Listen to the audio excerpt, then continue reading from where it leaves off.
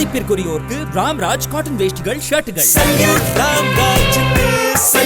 அன்பு நெஞ்சங்களுக்கு இனிய வணக்கங்கள். கிட்டத்தட்ட ஒரு 72 நாட்கள் கழித்து 73வது நாளில் புதுச்சேரியில ஓப்பன் மைதானத்துல தன்னுடைய அடுத்த கட்ட அரசியலை முன் வச்சிருக்காரு விஜய்ங்க.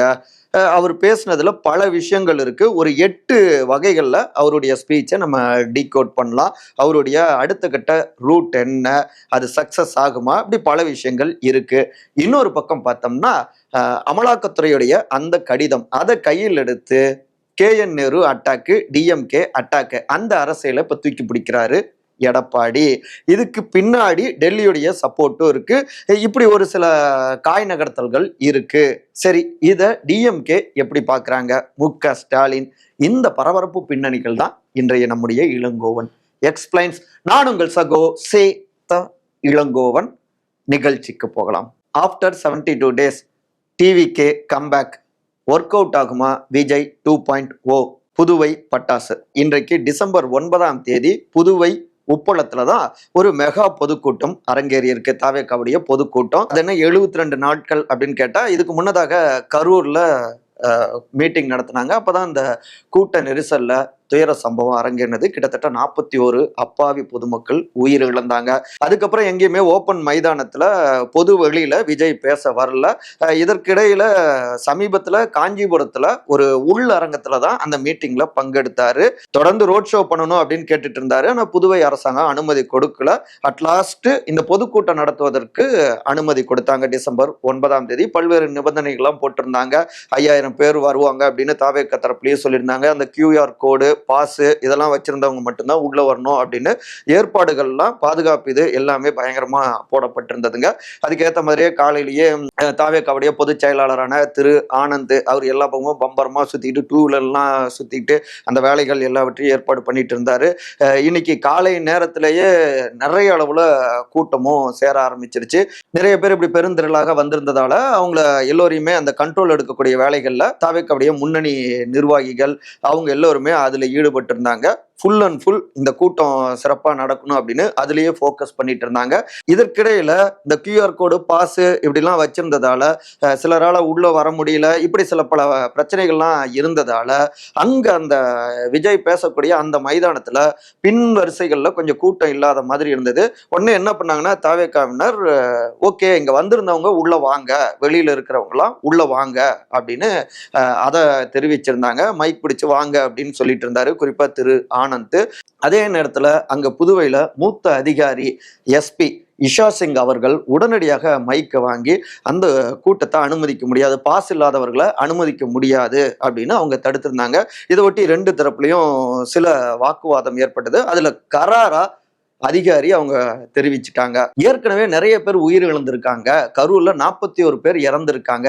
இங்க ஏதாவது அசம்பாவிதம் நடந்தா அதுக்கு முழுமையான பொறுப்பேற்க வேண்டியது காவல்துறை தான். அதனால இங்க எந்த விதமான உயிர் இழப்பு போன்ற எந்த அசம்பாவிதமும் நடக்காம நாங்க தான் பாதுகாப்பு கொடுக்கணும். அதனால காவல்துறை என்ன செய்யணுங்கிறத நீங்க முடிவு செய்ய வேணாம், நாங்க என்ன பண்ணணும் அப்படிங்கிறது எங்களுக்கு தெரியும் அப்படின்னு கராராகவே தெரிவிச்சுட்டாங்க மூத்த அதிகாரியான இஷா சிங்.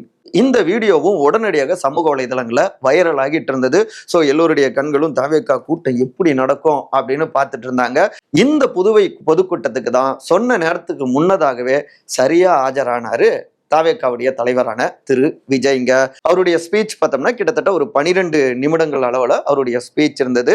புதுவையும் தமிழ்நாடும் வேற இல்ல, எல்லோரும் சொந்தங்கள் தான், அந்த அடிப்படையில் தான் நாங்க வந்தோம் அப்படின்னு வழக்கம் போலவே அனைத்து மதத்துடைய தெய்வங்கள் அதை குறிப்பிட்டு அந்த மண் சார்ந்த அந்த சென்டிமெண்ட் அதை பேசியிருந்தாரு. அதுக்கப்புறம் இங்க புதுவையில தான் நம்முடைய மகாகவி பாரதியார் இருந்தாரு.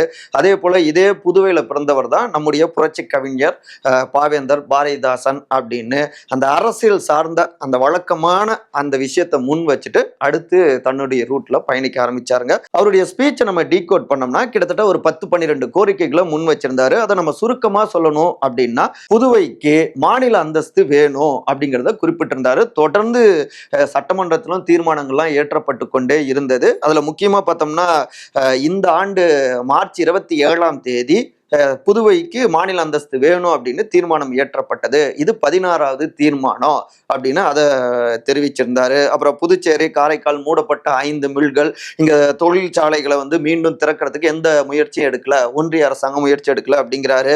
வேலை வாய்ப்புகள் எதுவும் செய்யல அப்படிங்கிறாரு. அப்புறம் ஐடி கம்பெனி உருவாவதற்கு அப்படி ஒரு எண்ணமே இங்க இல்ல போல அப்படின்ட்டு இருக்காரு. ஒரு அமைச்சர் ஊழல் குற்றச்சாட்டுக்கு ஆளாகி புதுசா ஒருத்தரை நியமிச்சு கிட்டத்தட்ட 200 நாட்கள் ஆச்சு, இன்னும் அவருக்கு இலாக்கா தரல, இது சிறுபான்மையினர் மக்களை அவமானப்படுத்துற மாதிரி, சிறுமைப்படுத்துற மாதிரி அப்படின்னு அந்த மக்களே சொல்றாங்கன்னு தெரிவிச்சிருக்காரு. காரைக்கால், மாஹே, ஏனாம் போன்ற பகுதிகளுக்கு எந்த விதமான முன்னேற்றமும் இல்லை. அப்புறம் காவேரி, கடைமடை, காரைக்கால் முன்னேறல. அப்புறம் டூரிஸ்ட் ஸ்பாட் இது, ஆனா இங்க போதுமான பார்க்கிங் வசதிகள் இல்லை, கழிப்பறை வசதிகள் இல்லை. புதுச்சேரி கடலூர் ரயில்வே திட்டம் அது வேணும்னு சொல்றோம், அதுவுமே பெருசா இங்க இல்லை. அப்புறம் ரேஷன் பொருட்கள் இங்க வழங்கப்படுறது இல்லை அப்படின்னு அடுக்கடுக்கான புகார் பட்டியலை வாசிச்சிருந்தாரு விஜய்ங்க. ஒன்றிய அரசாங்கம் அப்படின்னு ஒரு இடத்துல மத்திய அரசாங்கம் அப்படின்னும் குறிப்பிட்டிருந்தாரு. யாருன்னா பாஜக அரசாங்கத்தை. அதே நேரத்துல புதுவை என்ஆர் காங்கிரஸ் முதலமைச்சர் திரு ரங்கசாமி அவரை ஆஹா ஓஹோன்னு பாராட்டி இருந்தாரு. இங்க பாதுகாப்பு ஏற்பாடுகள் எல்லாமே சூப்பரா இருந்தது, எங்களுக்கு ஒரு மாற்று கட்சின்னு கூட பார்க்காம அவங்களுக்கு சிறப்பாக எல்லா விதமான ஏற்பாடுகளையும் செஞ்சு கொடுத்துருக்காங்க அப்படின்னு நன்றி தெரிவிச்சிருந்தாரு. அங்க நன்றி தெரிவிக்கிற அதே கையோடு புரிஞ்சுக்கோங்க அப்படின்னு திமுக அரசாங்கம், தமிழ்நாட்டை ஆளுகின்ற திமுக அரசாங்கம் புரிஞ்சுக்கோங்க, நீங்க எந்த அளவுக்கு பாதுகாப்புல தவற விட்டீங்க அப்படின்னு திமுக அட்டாக்கு தமிழ்நாடு முதலமைச்சர் திரு மு க ஸ்டாலின் அட்டாக் தூக்கலாகவே இருந்ததுங்க. அவருடைய ஸ்பீச்ல மட்டும் கிடையாது, திரு ஆதவ் அர்ஜுனா இப்படி முக்கியமானவர்களுடைய ஸ்பீச்லயும். அதே நேரத்துலங்க மருந்துக்கு கூட பாஜக அரசாங்கம் அப்படின்னு ஒரு இடத்துல கூட பதிவு செய்யல. ஒன்றிய அரசாங்கம், மத்திய அரசாங்கம், அதாவது மேலோட்டமா கோரிக்கை வைக்கிறாங்க. இன்னொரு பக்கம் புதுவை முதலமைச்சரை பாராட்டுறது, அங்க யூனியன் டெரிட்டரி அந்த இடத்துல வேற ஒரு கட்சி ஆட்சி புரிஞ்சுக்கிட்டு இருக்காங்க. அங்க நேரடியாக சென்ட்ரலுடைய கவனம் அங்க இருக்கும். அதாவது பாஜக அரசாங்கம் தான் சரியா அங்க நிதியை ஒதுக்கல அப்படின்லாம் பேசுறாரு. ஆனா பாஜகன்னு சொல்றதுக்கு அவருக்கு என்ன பயம், அப்படியே மேம்போக்கா பேசுறாரு. ஆனா அந்த மாநிலத்துக்கும் தமிழ்நாட்டுக்கும் ஆட்சிக்கும் சம்பந்தமே கிடையாது, வெவ்வேறு ஆட்சி. அங்க போயும் தமிழ்நாடு அரசாங்கத்தை தான் அவரு திட்டிட்டு இருக்காரு. அதாவது ஒண்ணு சொல்லுவாங்க இல்லைங்களா, இங்க தமிழ்நாட்டுல ஏதாவது வண்டி வாங்கணும் அப்படின்னா டாக்ஸ் அதிகம், பக்கத்து மாநிலமான பாண்டிச்சேரி போனோம்னா டாக்ஸ் எல்லாம் கம்மின்னு சொல்லிட்டு அங்க போய் சிலர்லாம் வண்டி வாங்குவாங்க இல்லையா, அந்த மாதிரி தமிழ்நாட்டுல இருந்து திமுக அரசாங்கத்தை திட்ட முடியல. அப்ப என்ன பண்ணலாம் அப்படின்னு பக்கத்துல இருக்கக்கூடிய யூனியன் பிரதேசத்துல அனுமதி வாங்கி அங்கிருந்து அங்க போயும் இங்க பிரச்சனைலாம் இருக்கு, அதுக்கு காரணமும் திமுக அரசாங்கம் தான் அப்படின்னு இதை அட்டாக் பண்ணிட்டு இருக்காரு. என்னத்த சொல்ல போங்க, இதுலயே புரிஞ்சுக்கலாம் அவரு பிஜேபியோடைய பி டீம் சி டீம் அப்படின்னு புரிஞ்சுக்கலாம் அப்படின்னு திமுகவினர்லாம் இன்னொரு பக்கம் அட்டாக் செய்ய தொடங்கிட்டாங்க சமூக வலைதளங்கள்ல. அதுக்கு ஏத்த மாதிரியே இன்னொரு பக்கம் திமுகவுடைய செய்தி தொடர்பாளர் மிக முக்கியமானவரான திரு TKS இளங்கோவன் அவருமே 11 மணிக்கு கூட்டம் அப்படின்னா முன்னாடியே 10:45 அவர் போயிட்டாரு, அதனாலதான் இங்க எந்த விதமான அசம்பாவிதமும் நடக்கல. அப்ப இதுல இருந்து என்ன தெரியுதுன்னா, கரூருக்கு தாமதமா போனதுதான் அங்க உயிரிழப்புக்கு காரணமா ஆகியிருக்கு அப்படின்னு அவங்க ஒரு பக்கம் அட்டாக் பண்ண தொடங்கிட்டாங்க டிவிகேவை. இன்னொரு பக்கம் சினிமா டைலாக்கா தாங்க பேசிட்டு இருக்காரு, ஒன்றும் யூஸ்ஃபுல்லா கிடையாது அப்படின்னு மதிமுகவுடைய திரு வைகோ அவர்களும் அட்டாக் பண்ணி பேசியிருக்காரு. தமிழ்நாட்டுடைய இளம் அமைச்சரான திரு மதிவேந்தன் அவருமே, ஏங்க மற்ற மாநிலத்துக்கு போயும் திமுகவை தான் அட்டாக் பண்ணிக்கிட்டு இருக்காரு விஜய், ஏதோ பேசணும்னு அவர் பேசிக்கிட்டு இருக்காரு, மற்ற மாநிலங்கள் கூட இங்க தமிழ்நாட்டில் என்னென்ன திட்டங்கள்லாம் சிறப்பாக கொண்டு வந்திருக்காங்க அப்படின்னு அதை பார்த்து அவங்க மாநிலத்துக்கு நல்ல நல்ல திட்டங்கள்லாம் கொண்டு போயிட்டு இருக்காங்க, இதுதான் இங்க திராவிட மாடல் ஆட்சியுடைய சாதனை அப்படின்னு அவரும் தன் பங்குக்கு அட்டாக் பண்ணியிருக்காரு.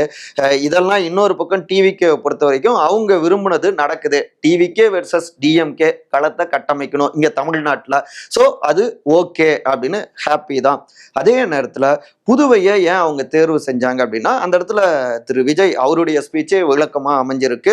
1977 தமிழ்நாட்டில் முதன்முறையாக அதிமுக ஆட்சி பொறுப்புக்கு வந்தாங்க இல்லையா, அதுக்கு முன்னதாகவே 1974 புதுவையில அவங்க ஆட்சிக்கு வந்திருக்காங்க. அதிமுக தனி கட்சி ஃபார்ம் ஆன பிறகு திமுகல இருந்து பிரிஞ்சு முன்னாள் முதலமைச்சர் மறைந்த திரு எம்ஜிஆர் அவருடைய கட்சி புதுவையில பொறுப்புக்கு வந்தாங்க. தன்னுடைய அரசியல் வழிகாட்டியாக குறிப்பா தேர்தல் நெருங்க ஐம்பெரும் தலைவர்கள்லாம் வைத்திருந்தாலும் தேர்தல் நெருங்க முன்னாள் முதலமைச்சர்களான மறைந்த பேரறிஞர் அண்ணா அவர்கள், மறைந்த எம்ஜிஆர் அவர்கள் 2 பேரை தான் முன்னிறுத்தி அவர் அரசியல கட்டமைக்கிறாரு. தன்னை எம்ஜிஆருடைய வரிசையில அவருடைய வாரிசு போல தன்னை கட்டமைச்சுக்கிட்டே இருக்காரு விஜய்.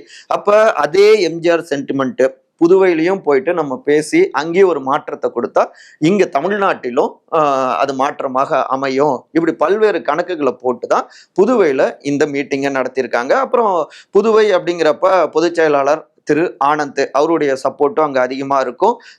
இந்த அளவுக்கு கெடுபிடிகள் தமிழ்நாட்டு அளவுக்கு இருக்காது. இப்படி பல கணக்குகளோடு தான் புதுவையில இங்க பேசியிருக்காரு. சுருக்கமா சொல்லணும்னா விஜயுடைய ஸ்பீச்சை பொறுத்த வரைக்கும் வழக்கம் போல கோரிக்கைகளை அறிக்கைகளா வாசிச்சிருக்காரு. பக்கத்து மாநிலம் போனாலும் தங்களுடைய அரசியல் எதிரி டிஎம்கே அட்டாக் அதை அவங்க தவறல, அவங்கள நோக்கிய டார்கெட்டை ஃபிக்ஸ் பண்ணியிருக்காங்க. விஜய் 2.0வும் தன்னுடைய டார்கெட்டை நோக்கி அடுத்த கட்ட நகர்வாகத்தான் இருந்திருக்கு. நிச்சயமா இது ஒர்க் அவுட் ஆகும், டிஎம்கே வெர்சஸ் டிவிகே அப்படின்னு களத்தை கட்டமைக்கும் அப்படின்னு தவேகாவினர் உற்சாகத்தோடு வெளிப்படுத்துறாங்க. அதே நேரத்தில் இவை எல்லாவற்றையுமே திமுக தரப்புல எப்படி பாக்குறாங்கன்னா, அரசியல் எதிரி திமுக, கொள்கை எதிரி பாஜகன்னு சொல்லிட்டு இருந்தாரு. ஆனா அந்த கொள்கை எதிரியை பத்தி வாயே திறக்கல. அவ்வளோ பயமா? ஏங்க இதே மாதிரி தான் திருப்பரங்குன்ற விவகாரத்திலும் அமைதியா இருந்தாரு. இப்ப பாண்டிச்சேரி போயும் அங்க போயும் பாஜகவை பத்தி பேசாம மேலோட்டமா பேசிட்டு இங்க டிஎம்கேவிய அட்டாக் பண்றாருன்னா இதுல இருந்தே நீங்க புரிஞ்சுக்கலாம் முன்ன சொன்னதுதான் அவங்க யாருடைய பி டீமு யாருடைய சி டீமு புரிஞ்சுக்கலாம். இதை ஒன்னே போதும் அவரை எக்ஸ்போஸ் பண்ண பாஜகவை சார்ந்தவர் அப்படின்னு சொல்லியே நாங்க எங்களுடைய ஆட்சியை தக்க வச்சுப்போம் அப்படிங்கிறாங்க திமுகவுக்காக சமூக வலைதளங்கள்ல பங்காற்றுகின்ற அவங்களுடைய கேடர்ஸ்ங்க. ஸோ புதுவை அனல் ஒட்டுமொத்தமான தமிழ்நாட்டிலும் தாக்கம் செலுத்திட்டு தான் இருக்கு. டெல்லி வரையும் எதிரொலிச்சிட்டு தான் இருக்கு. 1020 கோடி முறைகேடு புகார், first wicket KN Nehru, Delhi sketch happy Edappadi. நகராட்சி நிர்வாகத்துறையில கிட்டத்தட்ட 1020 கோடி ரூபாய் லஞ்சம் வசூலிக்கப்பட்டிருக்கிறதாக தமிழக நகராட்சி நிர்வாகம் குடிநீர் வழங்கல் துறை அமைச்சர் திரு KN நேரு அந்த துறை மீது மீண்டும் ஊழல் குற்றச்சாட்டோடு டிஜிபிக்கு விரிவா ஒரு கடிதத்தை எழுதியிருக்காங்க அமலாக்கத்துறைங்க. ஏற்கனவே அப்படி எழுதியிருந்தாங்க. இப்ப இது 2வது கடிதம். கிட்டத்தட்ட 252 பக்க ஆவணத்தை கடிதத்தோடலாம் இணைச்சு அமைச்சிருக்காங்க. இந்த கடிதம் தான் இப்ப பெரிய அளவுல பரபரப்பை கூட்டி இருக்கு. நிறைய வாட்ஸ்அப் உரையாடல்கள், அப்புறம் வங்கி கணக்குகள், இப்படி பல விஷயங்கள்லாம் எடுத்திருக்காங்க அமலாக்கத்துறை. இதெல்லாம் வச்சுதான் இப்படி ஒரு புகாரா அவங்க தெரிவிக்கிறாங்க அப்படின்னு தகவல்கள் வருதுங்க. இதையே தான் இப்ப கையில எடுத்துக்கிட்டு நேர்மையாக விசாரணை நடத்த தயாரா அப்படின்னு திமுக அரசாங்கத்துக்கு எதிராக முதலமைச்சர் திரு மு.க. ஸ்டாலின் அவருக்கு எதிராக முன்னாள் முதலமைச்சர் அதிமுக பொதுச் செயலாளர் திரு எடப்பாடி பழனிசாமி அவரு தன்னுடைய கேமை ஆட தொடங்கியிருக்காருங்க. டிசம்பர் 10ஆம் தேதி நாளைக்கு அவங்களுடைய பொதுக்குழு கூட்டம். அதுக்கு முன்னாடி இப்படி ஒரு விறுவிறுப்பான பரபரப்பான ஆட்டத்தை கட்டமைச்சிருக்காரு.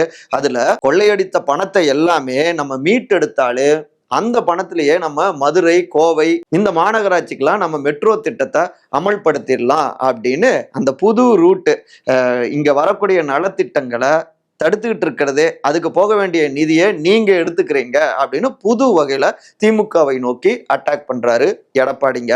அதே நேரத்துல இதை தான் கடுமையாக மறுக்கிறாரு சீனியர் அமைச்சரான திரு KN நேருங்க. குறிப்பிட்டு சொல்லணும் அப்படின்னா எவ்வளவோ இந்த துறையில நாங்க சாதனைகளை செஞ்சிருக்கோம், திராவிட மாடல் ஆட்சி, அதெல்லாம் பாஜகவால பொறுத்துக்க முடியல அப்படின்னு அந்த பட்டியல்லாம் வெளியிட்டு இருக்காரு. என்னென்ன பிளஸ் நாங்க பண்ணி கொடுத்துருக்கோம் அப்படின்னு. அதுக்கப்புறம் தன்னாட்சி நிர்வாகமாக செயல்பட வேண்டிய அமலாக்கத்துறை இன்னைக்கு பாஜகவுடைய ஒரு துணை அமைப்பாகத்தான் அவங்க செயல்பட்டு இருக்காங்க. அவங்க அரசியல் பிரச்சாரத்துல ஈடுபடக்கூடிய ஒரு அமைப்பு போல மாறி இருக்கு அமலாக்கத்துறை. ஏற்கனவே என்னுடைய சகோதரர் மீது 2013 வாங்கிய கடனை வச்சு போடப்பட்ட வழக்க ஹைகோர்ட் எந்த குற்றமும் நடக்கல அப்படின்னு ரத்து செஞ்சிட்டாங்க.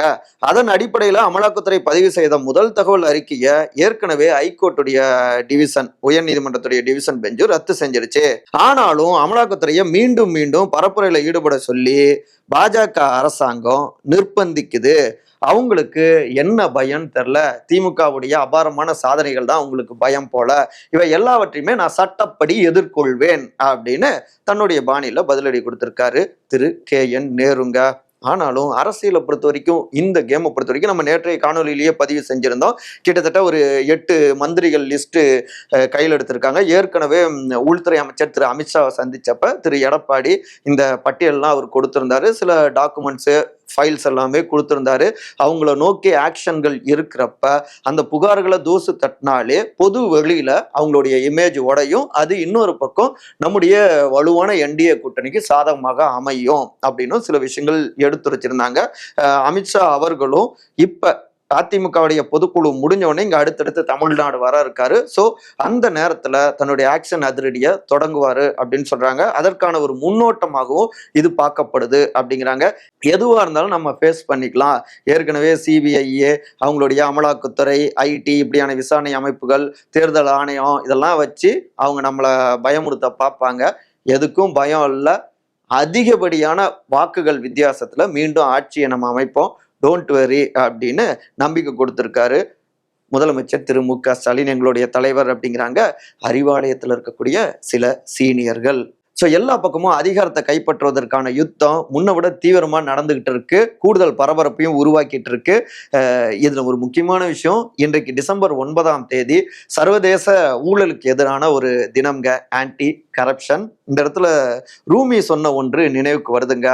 அழகான நாட்கள், அழகான விஷயங்கள்லாம் உன்னை தேடி வராது, நீ தான் அதை தேடி பயணிக்கணும் அப்படின்ட்டு இருக்காரு நம்ம ரூமி. எழுத்துக்கள்லாம் சூப்பரா இருக்கும்ல, வாக்காளர்களுக்கே சொன்ன மாதிரி தான் இருக்கு. மற்றபடி இதே போன்ற அரசியல் சார்ந்த காணொலிகளுக்கான விகடன் டிவியை சப்ஸ்கிரைப் பண்ணுங்க. மறக்காம உங்களுடைய சிறந்த கருத்துக்களை கருத்துரை பகுதியில் வந்து பதிவு செய்யுங்க. அனைவரும் அன்பால் ஒருங்கிணைந்திருப்போம். நன்றி, வணக்கம். மதிப்பிற்குரியோருக்கு ராம்ராஜ் காட்டன் வேஷ்டிகள், ஷர்ட்டுகள்.